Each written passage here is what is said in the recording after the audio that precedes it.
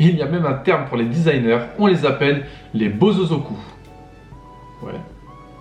Parce qu'ils ont des boku. Ou soit c'est des clowns bozo qui ont des boku. Les bozozoku. Non, j'arrête, stop. Hey, comment ça va mes sphères? C'est SNS. On se retrouve pour une nouvelle vidéo. Et aujourd'hui mes petites sphères, on va regarder les voitures tuning les plus chelous, les plus bizarres, les plus what the fuck. Franchement, vous allez vous taper des barres. C'est pas possible qu'il y ait des voitures comme ça qui existent. Bon, vous êtes prêts à rigoler? Allez, c'est parti. Allez, on commence tout de suite. Jamais sans mon aileron. C'est quoi ce big aileron de ouf? Non mais vous avez vu? La première trouvaille est déjà une vraie pépite. Les autocollants jaune fluo qui recouvrent la voiture en intégrant même le bas de caisse, avec au passage le petit effet flamme attirant déjà l'attention, mais le plus beau est ailleurs. Il est en effet impossible de rater ce magnifique aileron jaune fluo taille XXL à l'arrière de l'engin. Il est intéressant de remarquer qu'il y avait déjà un aileron jaune fluo plus petit et discret positionné juste derrière. Ah oui, c'est vrai, j'avais pas vu en plus, il y a déjà un petit aileron. Il semblerait que le propriétaire de ce bijou a décidé qu'il était temps de passer à la taille supérieure et plutôt que de remplacer l'aileron existant, pourquoi ne pas rajouter le deuxième juste derrière? Après tout, deux ailerons valent mieux qu'un. Plus de rapidité. N'importe quoi. La Batmobile. C'est pas possible, c'est pour Halloween qu'il a fait ça, c'est pas possible. Tous ceux qui ont déjà regardé un des nombreux films de Batman ont forcément rêvé des sensations qu'on peut avoir au volant de l'indestructible Batmobile, avec son look ultra moderne et ses nombreux gadgets tous plus fous les uns que les autres. Ouais, mais la Batmobile, c'est comme une Lamborghini, donc pas la même chose. En revanche, il est peu probable que votre vision de la Batmobile ait quoi que ce soit en commun avec celle de cet Anglais qui a transformé sa voiture sur le thème de Batman. On doute que découper quelques morceaux de bois, les peindre aux couleurs du super-héros et les clouer sur le châssis soit suffisant, ça c'est sûr. On apprécie tout particulièrement le turbo-réacteur collé sur le pare-choc qui n'est rien d'autre qu'un pot de plante en plastique gris avec quelques trous percés sur le fond, fallait y penser. Eh c'est bon en plus. Le mec il a pris un pot de fleurs, il a fait des trous. Ouais, il y a un petit peu du génie quand même, faut dire ce qu'il y a. Pot d'échappement en folie. Qu'est-ce que c'est que ça? Non, c'est pas possible. Je suis même pas sûr que ce soit autorisé ça, c'est pas possible. Cette merveille nous vient tout droit du Japon. Dans l'univers du tuning, le pot d'échappement est une pièce maîtresse car elle donne apparemment un look plus féroce et masculin à la voiture en la faisant passer pour plus puissante qu'elle ne l'est en réalité. Et oui, faut avoir de l'imagination. Et en parlant d'imagination, on peut dire que ce japonais en a beaucoup, mais effectivement, pourquoi n'avoir qu'un seul pot d'échappement quand on peut en avoir 15? Ça c'est sûr. Et puis tant qu'à faire, autant les faire bien longs et pointer vers le ciel pour que ce soit bien voyant. Bien évidemment, cette installation n'est que purement esthétique, moi utilisé avec des pincettes dans ce cas précis, c'est pas faux parce que franchement ça n'a rien d'esthétique, et n'a aucun impact sur les performances de la voiture, aucun de ces échappements n'est relié à quoi que ce soit d'autre qu'une barre clouée sous le pare-choc. Ah oui en plus, c'est juste de la déco, chacun ses goûts, voilà, pas plus. Alien le retour. Oh, comment elle est trop bien faite! Non, franchement, pour voiture de décoration, elle est magique.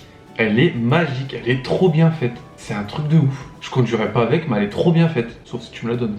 On a tous un film préféré et n'a rien de mal à être fan d'un personnage ou d'une créature qui figure dans un film culte. Mais certains passent un cap que peu franchissent lorsqu'ils décident d'en faire la déco de leur voiture. C'est la reine. C'est la reine dans Alien. Il faut être honnête, les moulages en forme d'alien ainsi que la peinture de cette voiture allemande ne sont pas si mal réalisés, ouais ça c'est sûr.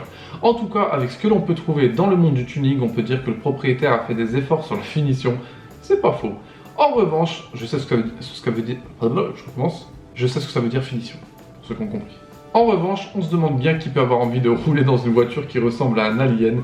Une chose est sûre, cet engin attire maintenant l'attention alors que personne ne l'aurait regardé avant, et c'est certainement le but recherché. Ah, c'est pas faux, je pense que c'est même uniquement le but recherché parce que là, il y a du boulot. La moumoute orange fluo. Alors c'est pas possible.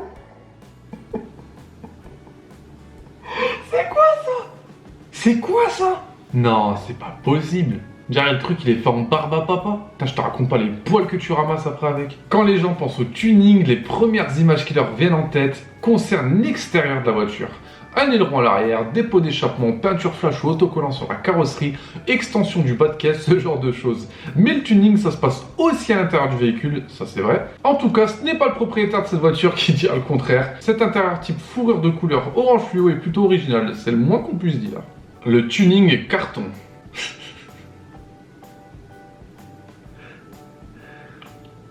Des fois, je me demande s'il y en a, ils font pas des, je sais pas, des gages. C'est pas possible, c'est un gage, ça. C'est pas possible, c'est un gage. En plus, ça va pas tenir s'il pleut ou quoi que ce soit. Il ne faut pas oublier que le tuning peut être une activité coûteuse. Ouais, des fois, c'est vrai que ça coûte très très cher. C'est pour cette raison que certains n'hésitent pas à modifier l'apparence de leur voiture avec de simples cartons d'emballage et des morceaux de scotch. Aussi incroyable que cela puisse paraître, c'est une pratique qui existe. Non mais j'y crois pas, c'est pas possible. Et cette photo en est la preuve.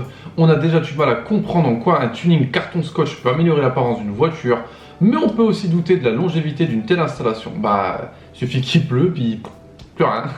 Malheureusement, il est fort probable que le propriétaire de cette pièce unique perde son super aileron à la moindre accélération et il ne peut plus se servir de son coffre car il sert maintenant d'attache pour les scotch qui maintiennent les pots d'échappement. Ah bon? Ah oui, c'est vrai en plus, c'est vrai, c'est vrai. La Beatles tortue. Comment c'est un truc de malade, c'est trop bien fait. C'est trop bien fait. C'est pas mon kiff, mais c'est trop bien fait.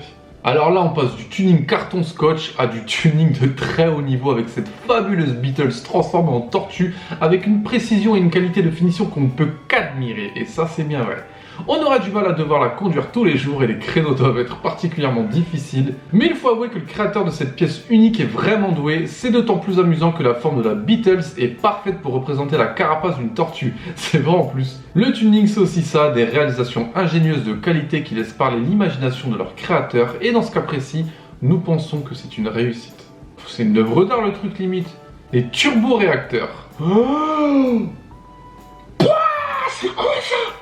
Non, c'est pas relié à sa bagnole, le mec il accélère, ça explose, c'est pas possible. On repart dans un style bien différent de l'univers du tuning avec cette création un peu particulière. Le gigantesque aileron placé sur le coffre se ferait presque oublier avec la pose de deux énormes pots d'échappement style turboréacteur juste en dessous. Évidemment, ces installations sont juste de la décoration, merci j'allais dire, parce que franchement, hein. Ces turboréacteurs n'étant rien d'autre que deux cylindres en alu collés sur le coffre, mais certains sont prêts à tout pour faire croire que leur voiture est un véritable bolide avec un look futuriste. Ah, futuriste là, bof bof. Niveau finition et crédibilité, nous ne sommes quand même pas trop convaincus. Moi non plus. Monte le son. Oh mon dieu, mais c'est quoi ça, sérieusement? Qu'est-ce que c'est? Nous avons vu le tuning extérieur au véhicule, le tuning intérieur avec la modification des revêtements de siège, mais le tuning c'est aussi l'installation sonore. Vous trouverez énormément de voitures tuning avec le coffre reconverti en véritable discothèque, ça c'est bien vrai. Mais franchement, peu vont aussi loin que celle de cette photo. Là c'est vrai que c'est abusé. Cette création est tellement flashy et surprenante qu'on ne sait plus vraiment ce qu'on est en train de regarder en fait. Il s'agit bien d'une installation sonore assez coûteuse avec un look travaillé de manière plutôt originale. Ouais, c'est vrai que ça doit coûter sacrément cher. Le top du n'importe quoi. Là, qu'est-ce que c'est que ça? J'arrive même pas à reconnaître ce que c'est. Sérieusement, c'est quoi? Non mais tu peux pas rouler avec ça, le moindre dodane ou ce que tu veux, tu te le bouffes. Les trottoirs, ce que tu veux, tu peux aller nulle part. Et puis les ailerons à côté sur la voiture, là, c'est pas mieux. Il existe au Japon toute une communauté d'individus dont la seule obsession est de customiser leur voiture avec tout ce qu'il y a de plus improbable et illogique. Encore le Japon, je dirais. Il y a même un terme pour les designers, on les appelle les bozozoku. Ouais. Parce qu'ils ont des beaucoup. Ou soit c'est des clowns bozo qui ont des beaucoup. Les bozozoku.